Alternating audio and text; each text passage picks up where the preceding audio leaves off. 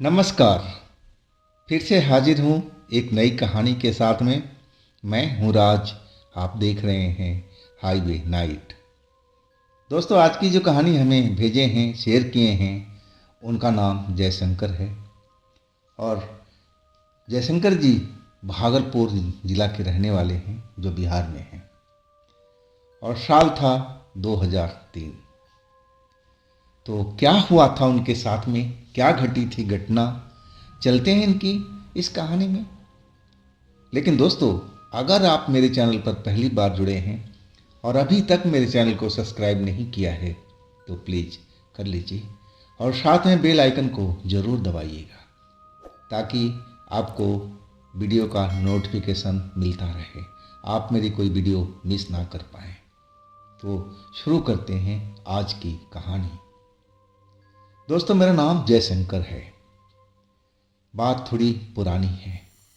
मैं दिल्ली में मजदूरी करता था एक फैक्ट्री में, और उसी दौरान मेरे पिता की गांव में तबीयत खराब हो गई थी। अब मुझे गांव लौटना था कि मेरे घर में अब पिता का इलाज कराने वाला कोई नहीं था। दो सिस्टर थी बड़ी, और वो तो अपने घर जा चुकी थी और मैं ही बचा था। अब जब खबर मैंने पाया कि मेरे पिता का ऐसा हालत हुआ पड़ा है, तो मैं काम वाम छोड़ करके, छुट्टी लेकर के और अपने गांव पहुंच गया था। वहां पर वाकई मेरे पिता का तबीयत ज़्यादा खराब थी। अब मैं डॉक्टरों को दिखाया। डॉक्टर ने उन्हें एक असाध्य बीमारी बता दिया। अब उस इलाज में काफ़ी पैसा खर्च करने वाला था। मैं बहुत हॉस्पिटलों का चक्कर काटता रहा जहाँ पर मुझे सस्ता इलाज मिल सके, और मैं वही इलाज करा रहा था। अब जो मैं जमा पूंजी था मेरे पास में, वो सब खर्च हो चुका था। मेरे पास अब पैसा कौड़ी बचा ही नहीं था। मेरी माँ थी, और मैं था, और मेरे पिता थे। अब पिता जो खेती बाड़ी का काम देखते थे, अब वो वही खाट पर लेटे हुए थे। हम लोग तो बुरी तरह से टूट गए थे।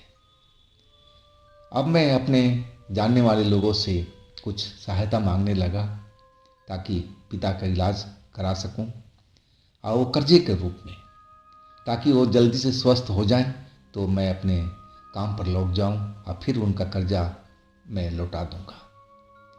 लेकिन कुछ रुपए तो उन्होंने मदद किए थे, लेकिन उस रुपये में तो कुछ भी नहीं होना था, और सबने हाथ खड़े कर लिए थे। बस एक ही रिश्तेदारी मेरी बचा हुआ था, और वो पैसे वाले लोग थे। अब मैं वही सोच समझ करके कि चलो उनके पास चलते हैं और उनसे कुछ रुपए उधार मांगेंगे ताकि मेरे पिता का इलाज हो सके। दोपहर का टाइम था। अब मैं वही सब सोच विचार करता रहा। मैं अपनी माँ से बोला कि माँ, मैं उस रिश्तेदार के पास जाऊँ, क्या वो हमारी मदद करेंगे? तो माँ ने भी कहने लगी कि हाँ बेटा, वो पैसे वाले लोग हैं, और तुम बताओगे तो तुम्हारी ज़रूर मदद करेंगे।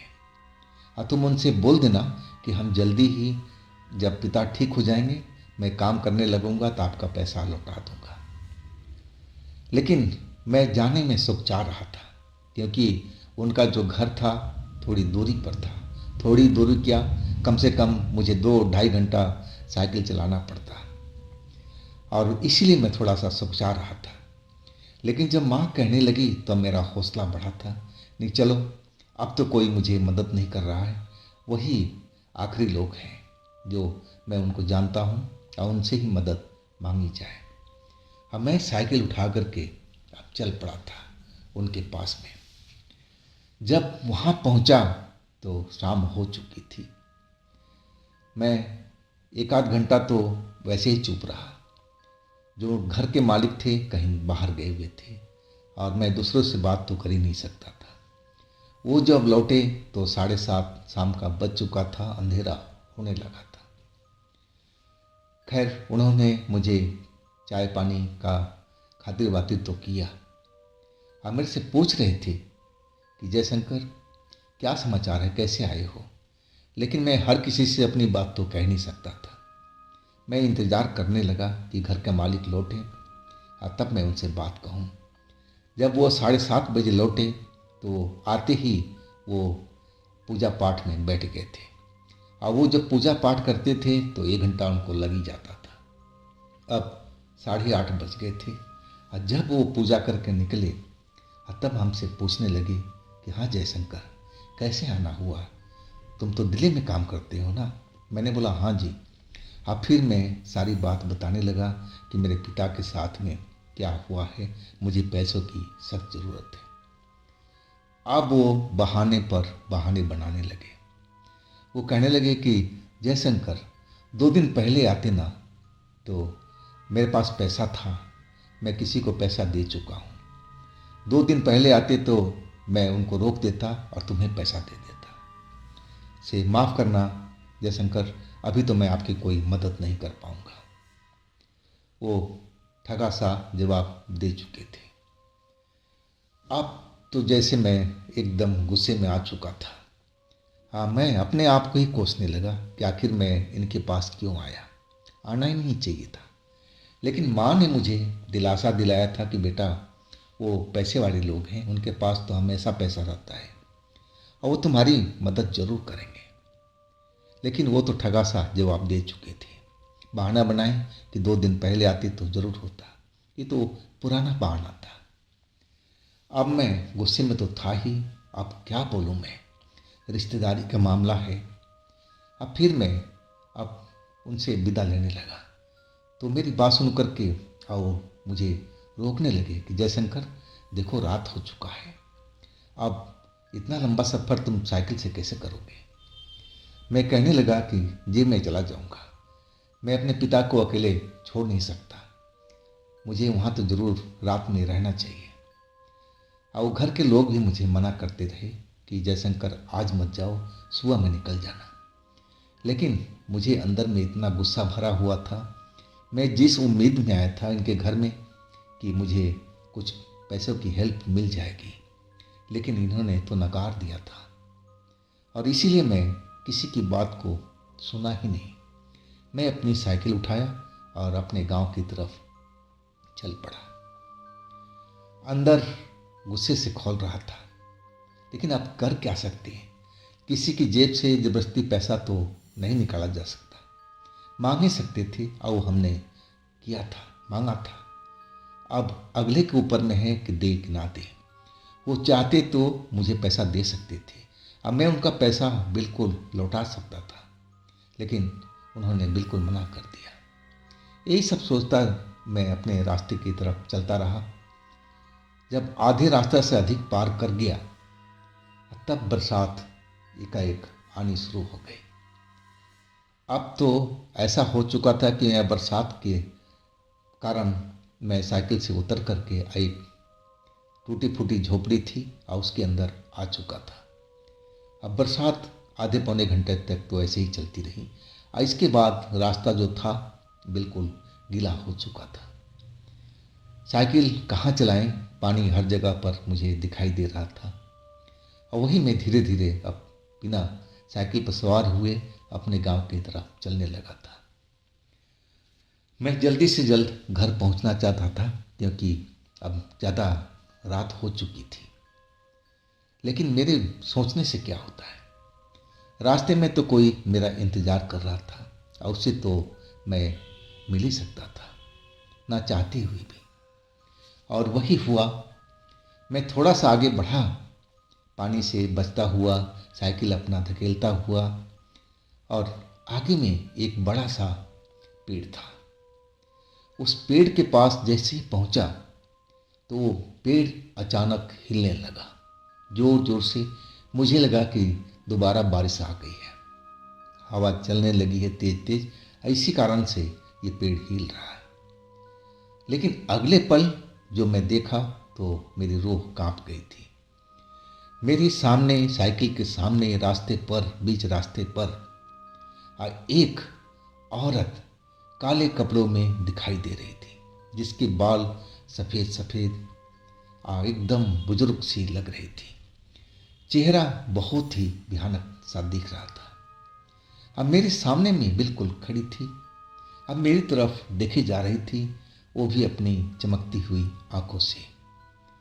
मैं सुन रखा था कि इस रास्ते पर चुड़ैल भूत रहा करती हैं, लेकिन मुझे नहीं मालूम था कि इसी जगह पर ये मेरी इंतज़ार कर रही हैं। नहीं तो मैं कोई अलग रास्ता लेता, लेकिन अब तो मैं इस रास्ते पर फंस चुका था। अब तो जो मेरे सामने था उससे मुझे बच के निकलना था। मैं देख करके तो एकदम चीख पड़ा था। इतना भयानक चेहरा देख करके कौन भला नहीं डरेगा। मैं भी डर चुका था और अपनी साइकिल पीछे की तरफ करने लगा। लेकिन वो जो बुजुर्ग औरत थी, अब जितना मैं पीछे होते जा रहा था उतना वो आगे बढ़ती जा रही थी और अपनी चमकीली आंखों से मुझे घूरती जा रही थी। मैं कुछ कदम ही पीछे हटा था और तभी मैंने पाया कि वो आगे नहीं है। मैं समझा कि चलो उससे मेरा पीछा छूट गया। अब मैं पीछे मुड़ करके दूसरा रास्ता ले लूँगा पिछले चौराहे से। लेकिन जैसे ही मैं पीछे मुड़ा साइकिल ले करके, तो क्या देख रहा हूँ कि मेरे पीछे ही वो खड़ी है। अब तो मैं कांप गया था कि ये चुड़ैल आसानी से मेरी पीछा नहीं छोड़ने वाली है। ज़रूर इसका इरादा खतरनाक है। और फिर मैं साइकिल छोड़ करके एक साइड के तरफ दौड़ गया था। मैं दौड़ता जा रहा था और आखिरकार एक गड्ढे में मेरा पाँव पड़ा। पानी तो भरा हुआ था और मैं ज़मीन पर गिर पड़ा। जैसे ही गिरा, वो औरत थी, बुजुर्ग औरत, काली कपड़ों वाली, सफ़ेद बालों वाली, और मेरे पास में आकर खड़ी हो गई और वो हंसने लगी। हंसते हंसते जैसे लगा कि वो भारी आवाज़ जो भारी आवाज़ में हंस रही थी, अचानक आवाज़ उसकी सुरीली होती गई। जैसे लगा कि वो बुजुर्ग नहीं है, अब एक जवान लड़की हंस रही हो। मैं ज़मीन पर गिरा हुआ था, अपनी आंखें बंद किया हुआ था डर से कि अब तो मैं काम से गया। ये चुड़ैल मुझे अब नहीं छोड़ेगी, ये ज़रूर मुझे मार देगी। और वो जब भारी आवाज़ जब ख़त्म हुई और जब सुरीली आवाज़ हंसने की सुनाई दी, मैं डरते डरते अपनी आंखें खोला तो क्या देखता हूँ, जिस जगह पर मैं उस अधेड़ महिला को देखा था, वो बुजुर्ग औरत को देखा था, और उस जगह पर एक जवान लड़की खड़ी है और वो भी काले कपड़ों में। उसके सफ़ेद बाल नहीं थे, बाल उसके सुनहरे थे और बड़ी सुंदर सी लड़की थी वो। और वो अब हंस रही थी और हंसते हंसते कहने लगी कि कहाँ तक बच के भागेगा, जहाँ तक जाएगा मैं तुझे छोड़ूंगी नहीं, और तू तो इस जाल से बच ही नहीं पाएगा। ये मेरा इलाका है, तू कहीं भी भाग नहीं सकता। अब तो जैसे मैं उस बुजुर्ग महिला को भूल गया, इस औरत को, इस लड़की को देख करके मैं कांप गया था। ये तो देखने में साधारण औरत की तरह, साधारण लड़की की तरह लग रही थी, लेकिन इसका इरादा तो और खतरनाक था। ये तो कह रही थी कि मैं तुम्हें छोड़ूंगी नहीं, चाहे तू कितना भी भागने की कोशिश करो, मैं जाने नहीं दूंगी। और ऐसे लगने लगा कि अब मैं बच नहीं पाऊंगा। मैं उठने का कोशिश कर रहा था और वो लड़की अपनी सुरीली हंसी हंसते जा रही थी। अब मैं उठ करके खड़ा भी हुआ। मैं उसकी तरफ लगातार देख रहा था। वो मुझे देख देख करके हंस रही थी, जैसे वो मेरे साथ में खेल रही हो, मैं जैसे कोई खिलौना हो, और वैसे ही वो मेरे साथ में कर रही थी। और अचानक मैं तेजी से पीछे की तरफ दौड़ पड़ा और वो उस जगह पर ही खड़ी हंसती रही और कहती रही कि भाग, कितना भाग सकता है, मैं तुझे छोड़ूंगी नहीं, ये मेरा इलाका है। अब मैं उसके तरफ देखता हुआ आगे की तरफ भागता जा रहा था। पीछे देखता, मैं देख रहा था कि वहीं पर खड़ी है और मैं एक और नहर जो थी, नहर का पुलिया था और उस पुलिया के पास में आकर के गिर गया, पैर फिसल गया मेरा। और जब मैं उठने की कोशिश करने लगा तो क्या देखता हूँ कि एक अधेड़ व्यक्ति सफ़ेद कपड़ों में अब मुझे खड़ा दिखाई दिया। मैं उसकी तरफ देख करके और सोचने लगा कि ये ज़रूर हमारी मदद करेंगे। ये तो चुड़ैल नहीं है ना, चुड़ैल तो पीछे है। अब मैं उठ करके अब खड़ा हो गया। वो अधेड़ व्यक्ति सफ़ेद कपड़ों में करीब 50-55 साल के लग रहे होंगे। सफ़ेद बाल था, सफ़ेद दाढ़ी थी उनकी, और वो मेरी तरफ लगातार घूरते जा रहे थे।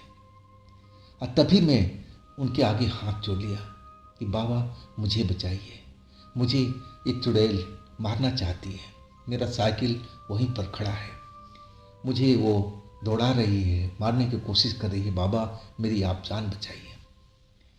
अब वो ढेर व्यक्ति जो मेरी तरफ घूर रहे थे, अब वो पहली बार बोले। आवाज़ उनकी भी भारी थी। वो कहने लगे कि तू डर मत, ये इलाका मेरा है, इस इलाके में वो चुड़ैल नहीं आ सकती, तू शांत रह, तू आ मेरे पीछे आ। मैं अब भारी हंसी उनकी सुन करके अब मुझे लगने लगा कि कहीं मैं एक खतरा तो पार कर आया, कहीं दूसरे खतरे में तो नहीं फंसने जा रहा हूँ, कहीं ये कोई प्रेत शैतान तो नहीं है, कोई जिन जिन्नात तो नहीं है। मुझे ऐसा ही अंदर अपने महसूस हो रहा था, दिल के अंदर में। मैं बेहद डरा हुआ था यहाँ पर भी, और वो मुझे कह रहे थे कि मेरे पीछे आ, मेरे पीछे आ, वो चुड़ैल अब इस जगह से पार नहीं कर पाएगी, इस इलाके में नहीं आएगी, ये मेरा इलाका है। और ना चाहते हुए भी मैं उनके पीछे पीछे चलने लगा था। कुछ दूर चलने के बाद में एक झोपड़ी सी मुझे नजर आई, और वो कहने लगे कि तुझे झोपड़ी में आ जा, तू घबरा मत, तू बिल्कुल भी घबरा मत, वो चुड़ैल तुझे पकड़ नहीं पाएगी, मैं हूं ना यहाँ पर। और कहने लगे कि मटके के अंदर में पानी है, तू पानी अगर पीना चाहता है तो पानी पी ले, तेरी थकान दूर हो जाएगी। मैं सही में प्यासा तो था, मैं काफ़ी दौड़ा था, डरा हुआ था। अब मुझे लगा कि पानी पी ही लेना चाहिए था। उस मटके के अंदर में गिलास भी था, अब मैं गिलास से निकाल करके पानी पीने लगा। पानी का स्वादिष्ट शरबत का तरह लग रहा था, मीठा मीठा, एक अजीब सा टेस्ट था।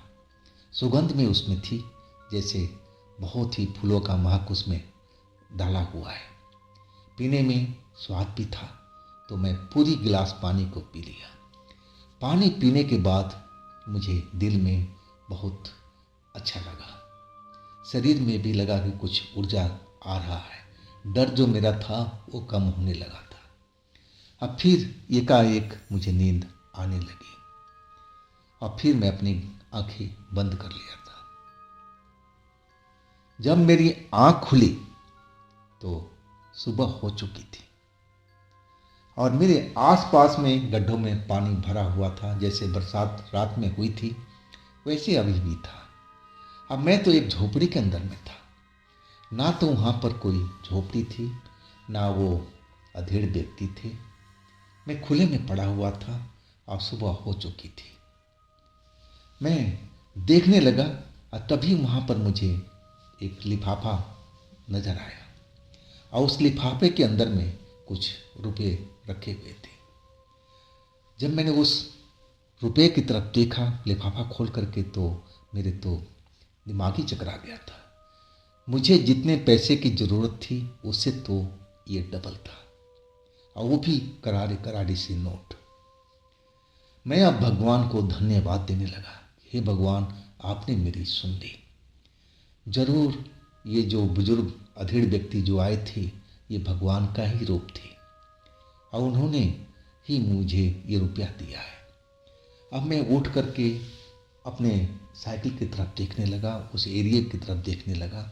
सुबह तो हो चुकी थी, अब तो हर तरफ उजाला ही फैला हुआ था। अब उस रोड पर यात्री भी चलने लगे थे, अब मैं भी उनके पीछे पीछे चलने लगा। जब उस पेड़ के पास में आया तो मैं देखा वो पेड़ एक विशाल बरगद का था, और उसी के पास में मेरी साइकिल गिरी पड़ी हुई थी। और वो जो यात्री थे मेरे आगे जा रहे थे, वो साइकिल के पास खड़ा होकर के आपस में बात करने लगे कि ये किसकी साइकिल है, ये किसकी साइकिल है। हाँ, तब तक मैं पहुंच गया था। अब मैं कहने लगा कि भाई मेरी साइकिल है, अब मेरे साथ में इस जगह पर ऐसी ऐसी घटना हुई थी रात में। अब वो मेरी बात सुन करके डर गए थे। वो कहने लगे कि हाँ भाई, हमने भी सुना हुआ है कि इस पेड़ के पास में कोई चुड़ैल आत्माएं रहती हैं। गांव के लोगों ने देखा हुआ है। भाई यहाँ से निकलो, यहाँ तो दिन में भी सही नहीं लग रहा है। वो लोग मेरी बात सुन करके डर चुके थे। अब फिर मैं अपनी भी साइकिल उठा ली और उन्हीं के साथ चलने लगा था। कुछ दूर चलने के बाद उनका रास्ता अलग हो गया था और मेरा रास्ता अलग था। अब मैं पक्के रोड पर था। अब फिर मैं साइकिल पर सवार हुआ, अपने घर की तरफ पहुंच गया। मैं घर पहुंचा, सारी बात अपनी माँ को बताया, पिता को बताया। पिता की आंखों में आंसू थे, माँ की आंखों में भी आंसू थे। और वो कहने लगे कि हाँ बेटा, तू सत्य बोल रहा है। शायद भगवान ने ही हमारी बात को सुनी है। और तभी तो ना जाने किस भेष में वो मदद करने के लिए पहुंच गए। लेकिन मुझे लग रहा था कि ऐसा तो नहीं हो सकता। जरूर वो कोई जिन्नात होंगे, कोई सही आत्मा होंगे, पुण्य वाला आत्मा होंगे, और उसने मेरे दिल की हालत जान ली होगी कि मेरे साथ में क्या क्या चल रहा है, किस मुसीबत में मैं फंसा हुआ था। मुझे यही लगने लगा था कि ज़रूर वो कोई पवित्र आत्मा ही थे और उन्होंने मेरी मदद की थी उस रात में। अगर वो नहीं होते उस रात में तो मेरे साथ में कुछ भी हो सकता था, मैं जिंदा भी नहीं बच सकता था। लेकिन अब मेरे पिता का उस पैसों से इलाज होने लगा था और कुछ महीनों में वो बिल्कुल ठीक हो गए थे। और इसके बाद मैं फिर अपने दिल्ली शहर में लौट आया था, जहाँ पर मैं नौकरी करता था। तो दोस्तों, ये थी कहानी जयशंकर जी की। अगर आपके पास भी ऐसी कोई घटना है जो आप मुझे बताना चाहते हैं तो आप मुझे इंस्टाग्राम पर या मेरे व्हाट्सएप नंबर पर ज़रूर भेजिएगा, शेयर कीजिएगा। और दोस्तों, ये भी चैनल आप ही का है, तो थोड़ा प्यार इसे भी दीजिए, लाइक कीजिए, सब्सक्राइब कीजिए, शेयर कीजिए। और फिर हम मिलते हैं अगले दिन एक नई घटना, एक नई कहानी में। आप लोग अपना ख्याल रखिएगा। नमस्कार।